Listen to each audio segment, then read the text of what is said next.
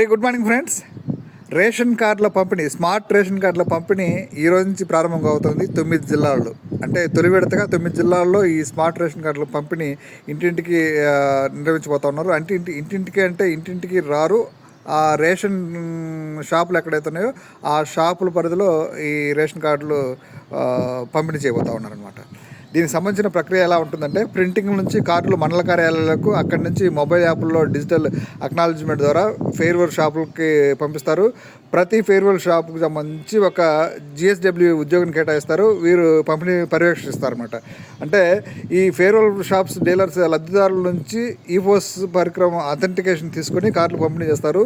వృద్ధులు, వికలాంగులు, అవసరమైన వారి రెవెన్యూ లేదా GSW సిబ్బంది ఇంటికే వెళ్ళి కార్డులు అందిస్తారనమాట. వారి అక్నాలజ్మెంట్ను GSW మొబైల్ యాప్లో తీసుకుంటారు.